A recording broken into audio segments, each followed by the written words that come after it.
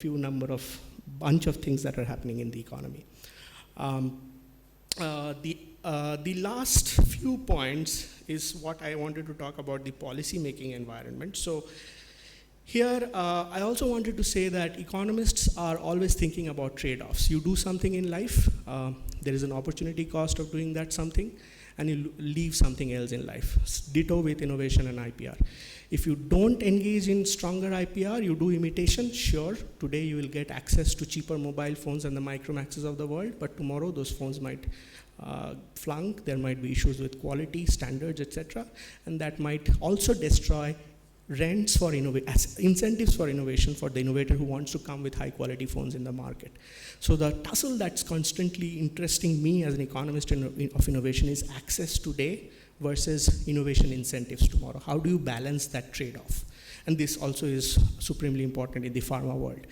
And to balance that trade-off, I think we can actually look beyond ICT sector. We can actually learn a lot from other sectors like pharma and healthcare. So in the US, there is an interesting policy intervention that has happened to balance this trade-off called the Hatch-Waxman Act. Some of you might know about it.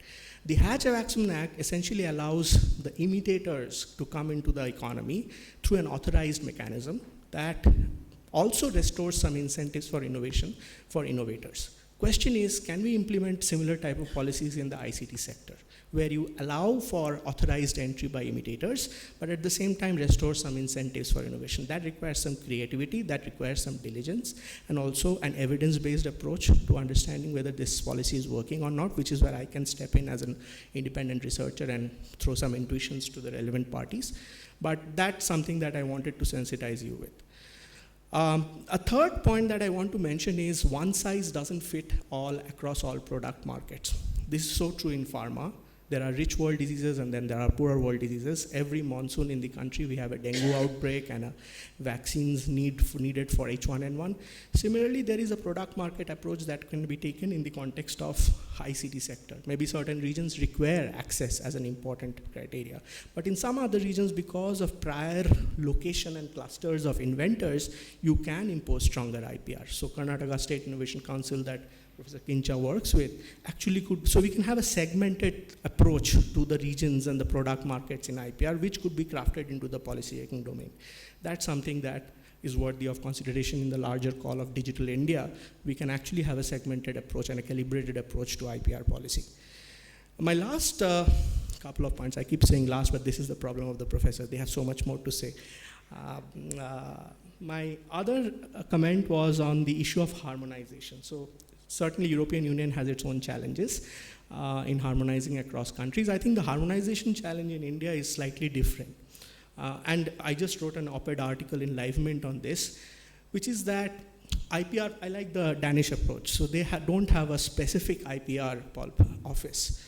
They have IPR embedded across different trade, growth, economists, etc. Essentially, IPR is strongly interlaced with competition policy in the country and also with the particular departmental policy in the country. So Department of Telecom, Department of Health needs to work in close harmony, and they won't work, so we have to figure out a certain nodal authority who can actually make them work. The Department of Telecom, Competition Commission of India, and the Indian Patent Office. Because otherwise what will happen is an Ericsson will go to the court saying somebody is infringing my patents. Competition Commission might want to take a certain stance on that litigation, but then starts raising the question as to how those patents were granted or not granted in that particular case study. I'm taking a name just for an illustrative purpose, no offense against anybody.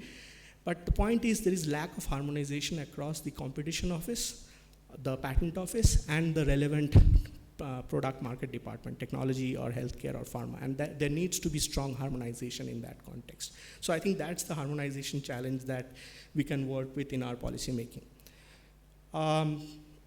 And my last point is certainly this time about the good normal and the bad normal. So we have a lot of disruptive innovation happening in the country. Startups are coming up. Some of these might actually end up infringing on IPR of the innovators. The question becomes, in the equilibrium, what will happen? Will we see the Micromaxes of the world retain a legs up over the mobile phone segment even if they are infringing on IPR for their chipsets from Qualcomm's and the other semiconductor makers that are going into the back end of the technology? Or can we do some kind of a calibration where we can make the imitator and innovator live in harmony? Again, going back to that trade-off question. So you have this good normal that you have to ponder about. We don't want to do something that the Chinese have done with smartphones. They have devised their own standards and TD-SCMA, SC-TDMA standards, which is basically gravitating all these domestic Chinese makers towards low-quality phones, which might impact the way they are able to sell their phones globally. So there's this crafty and tricky balance that has to be made, and I think you cannot just keep showing pot shots and make policies. You have to do it through an evidence-based fashion. You can implement a policy, see if it's making sense, and through data and analytics, and then make a judgment call on what works and what doesn't work. So broadly, those are my comments about IPR policy in the country. Let me just quickly check about this discussion on two comments. So Neeraj was talking about university patenting not happening. People don't know that DAT has schemes. This is so true because I just did some quick analysis of patents being filed by Tsinghua University, Massachusetts Institute of Technology, and IIT and ISC. We are a publishing country. We are not a patenting country. That's how our scientists are trained, and this is the environment that we have all grown up. But I think the time has come from becoming a publishing country to a publishing patenting country. So if you can commercialize the basic research that is happening in our country, those numbers that I saw in the number crunching that I saw, Tsinghua had 1,000-odd patents, MIT had 4,000-odd patents, IIT and ISC had about 100 to 200-odd patents.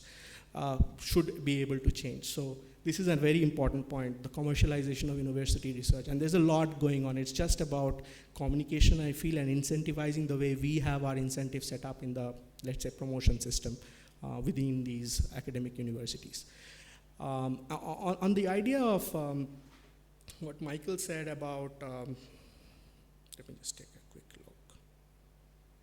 Good patents versus bad patents. So you said that some X number are Chinese good patents versus, there was a bullet point about good and bad. I just thought that the figures don't tell the entire story. So as an economist, I felt like, okay, have you calibrated this definition of good and bad? How? Is it just through claims? Is it just through forward citations? What is the range of different definitions of good and bad, and how does that ratio between good and bad changes when you crunch the data from EPO?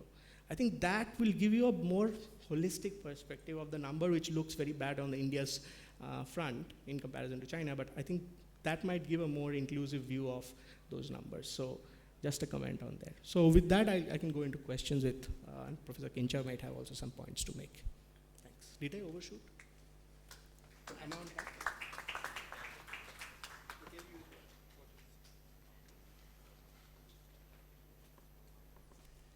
Well, I'll take my 8 or 10 minutes also as a panelist now, and not as the coordinator or the moderator for this session. I'll have some unconnected thoughts, I think, on a few points. I'm an electrical engineer, not a lawyer, or not to do with economics, or not to do with the trade officers or the patent officers. So my views may be a little bit more technology oriented than the other views that have been expressed.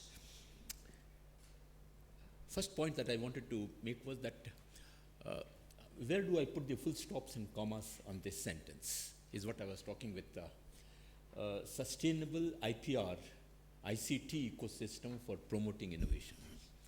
If I say it is for promoting innovation, and do I need the sustainable IPR ecosystem and sustainable ICT ecosystem together?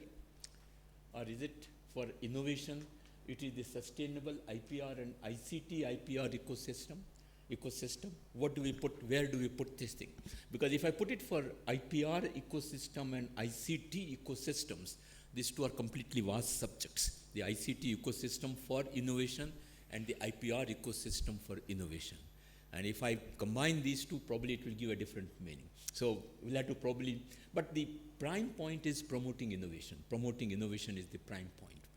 And if we take promoting innovation, I think governments have their own policies on promotion of innovation.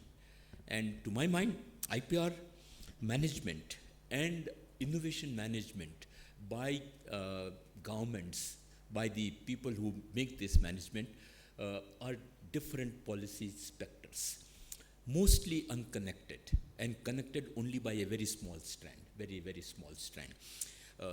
Knowledge generation, innovation is all about people and how do I manage people and their work, whereas IPR is mostly a management process, There can be components of the policies of IPR and the implications of this on the economic growth of the nations, but that component is very, very small, This is one point that I wanted to make.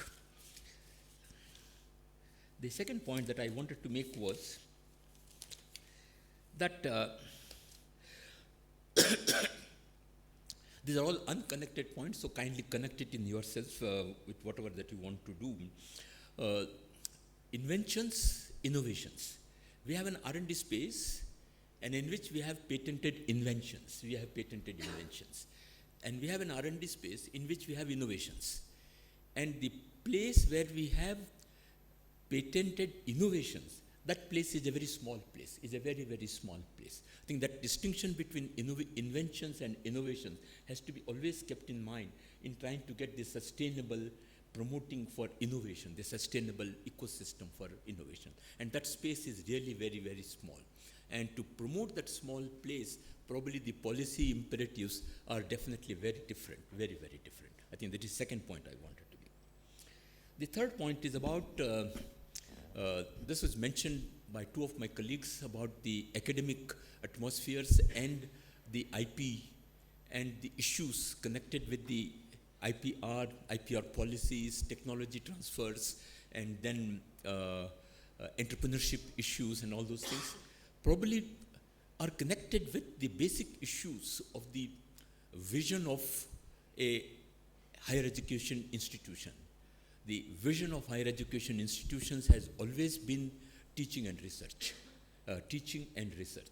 And if I include the third component in this vision of economic development, partaking in economic development as another vision of the institution, which is not yet universally accepted by all educational institutions, then we come into the realm of doing what the issues of economic development for my region or for my institution, and what role can the institution play in that.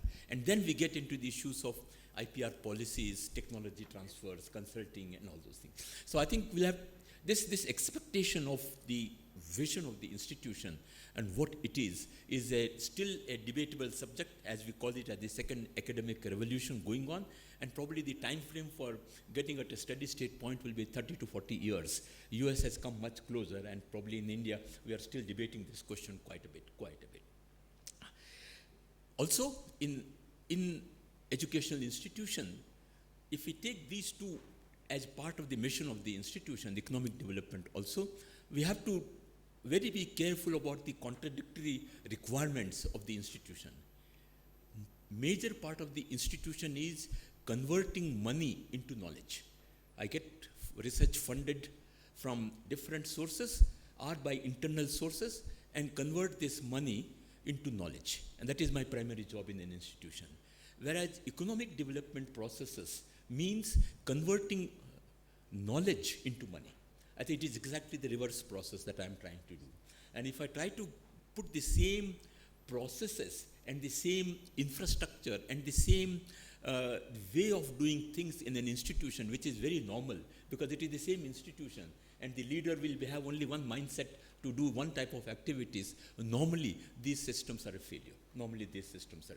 I think this is another point, probably, I'm sure people will have comments to make on. The other thing is also about, some people talked about the commercialization and the monetization of the patents. The only thing that I want to do is that the biggest challenge that I had as the chief executive of the Society for Innovation and Development was the valuation of technology.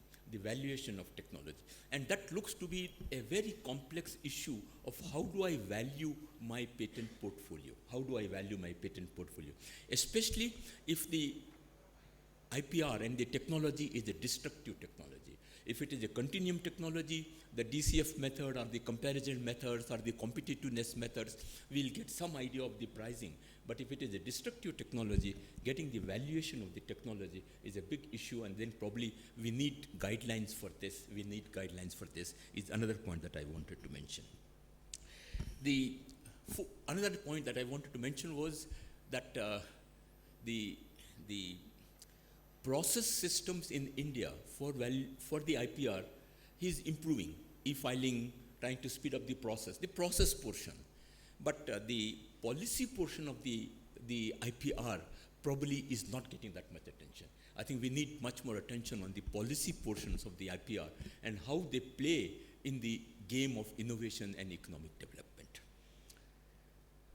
The issue of my mind in the future, I think we'll have to grapple with the issues of the IPR laws and their interpretation, the cyber laws and their interpretation, and the data laws and their interpretation. I think these three is going to create a big mess for us in the future.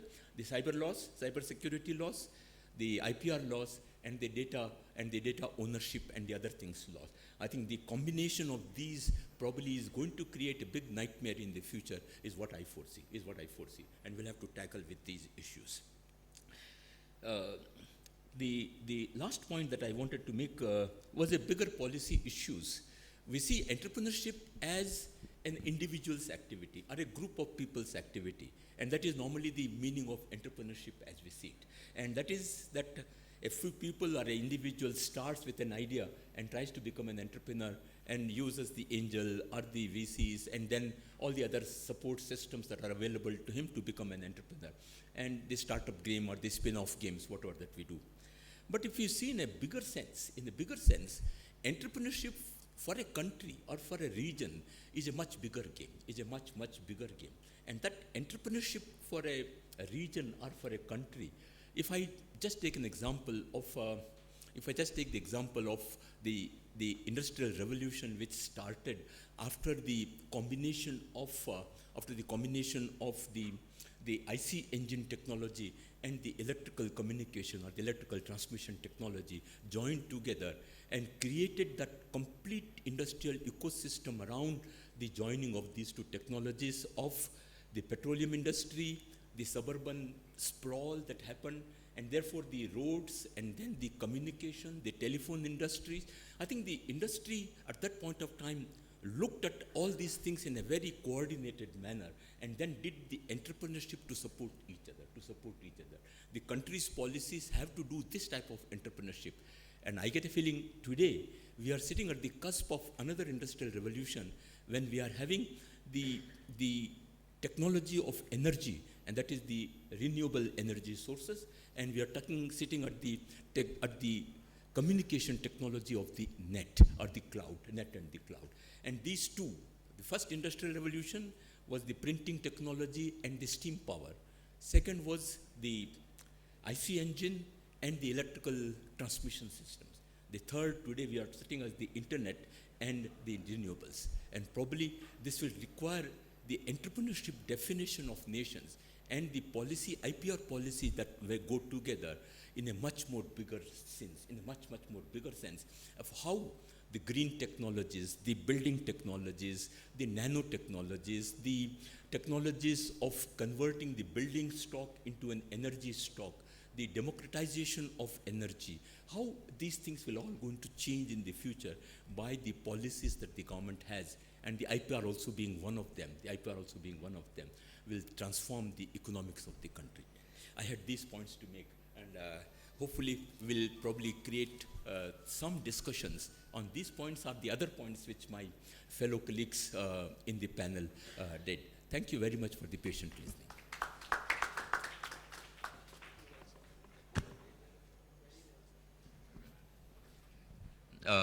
The session is now open for discussions, questions, comments, suggestions, or any other new viewpoint and whatever it is. Thank you.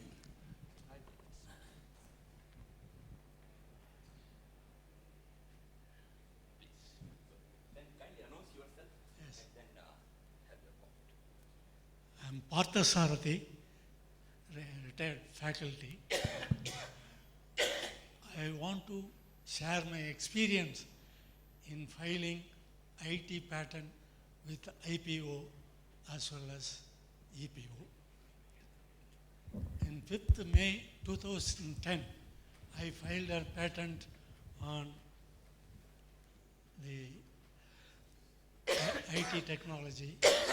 It is still pending after 5.5 years. It is based on digital communication.